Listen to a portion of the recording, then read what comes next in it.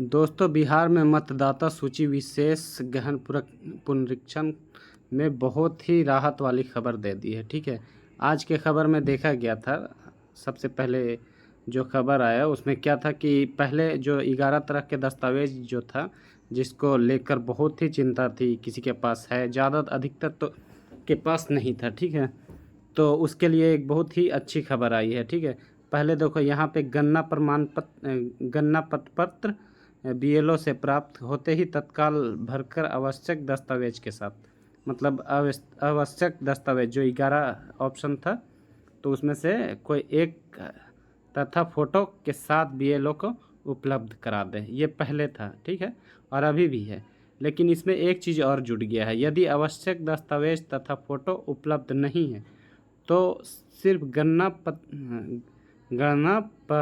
प्रपत्र भरकर बीएलओ को उपलब्ध करा दे।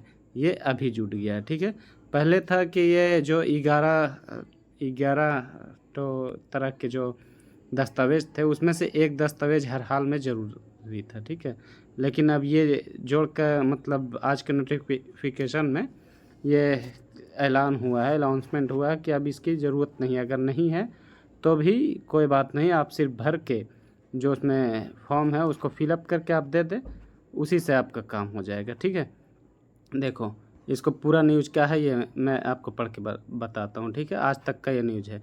बिहार वोटर लिस्ट विवाद के बीच मतदाताओं को राहत, बिना दस्तावेज के जमा कर सकेंगे गणना फॉर्म। चुनाव आयोग ने आज के खबरों में विज्ञापन जारी किया है। इस विज्ञापन के अनुसार यदि किसी मतदाता, ठीक है, यदि किसी मतदाता के पास आवश्यक दस्तावेज या फोटो उपलब्ध नहीं है, तब भी वे गणना पत्र भर कर जमा कर सकते हैं। ठीक है, बिहार में होने वाली आगामी विधानसभा चुनाव से पहले मतदाता सूची यानी वोटर लिस्ट के गहन पुनरीक्षण को लेकर चल रहे विवाद के बीच निर्वाचन आयोग ने नियमों में महत्वपूर्ण छूट दी है। अब मतदाता बिना फोटो या दस्तावेज संकलन किए, मतलब उसको अटैच किए ही फॉर्म को बूथ लेवल ऑफिसर यानी बीएलओ को जमा कर सकते हैं। इसे लेकर आयोग ने आज प्रमुख समाचार पत्रों में विज्ञापन भी जारी किया है। इस विज्ञापन में कहा गया है कि मतदाता सूची में नाम बनाए रखने हेतु आज ही गणना पत्र भरे। यदि वोटर कार्ड बना हुआ है तो भी गणना पत्र भरना जरूरी है। ठीक है, ये आज की खबर है। और भी आगे क्या इसमें लिखा है, इसमें आगे कहा गया है कि गणना पत्र बीएलओ से प्राप्त होते ही तत्काल भरकर आवश्यक दस्तावेज तथा फोटो के साथ बीएलओ को उपलब्ध करा दे। यदि आवश्यक दस्तावेज तथा फोटो उपलब्ध नहीं है तो सिर्फ गणना पत्र भरकर बीएलओ को जमा कर दे।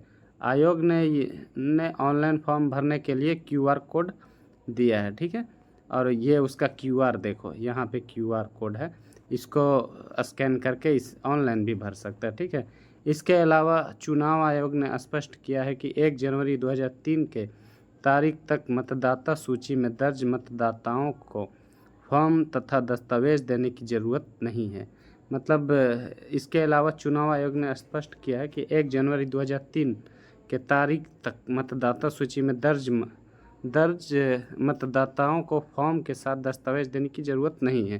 2003 की मतदाता सूची चुनाव आयोग की वेबसाइट पर उपलब्ध है।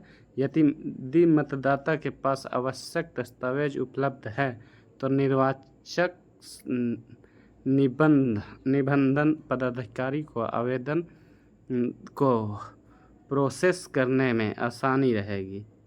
आयोग ने कहा है कि यदि मतदाता के पास आवश्यक दस्तावेज उपलब्ध नहीं है तो निर्वाचक निबंधन पदाधिकारी द्वारा स्थानीय जांच या अन्य दस्तावेज के साक्ष्य के आधार पर निर्णय लिया जा सकेगा। चुनाव आयोग ने विज्ञापन में महत्वपूर्ण तारीख का भी जिक्र किया है, जिसमें कहा गया है कि गणना प्रपत्र भरने की अवधि 25 जून से 26 जुलाई तक है। मतदाता सूची का प्रारूप प्रकाशन 1 अगस्त 2025 को होगा।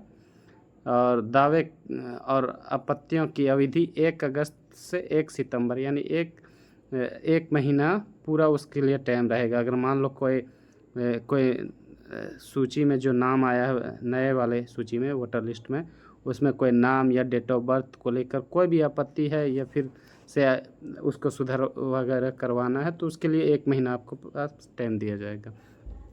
और उसके बाद प्रकाशन 30 सितंबर 2025 को किया जाएगा। ठीक है।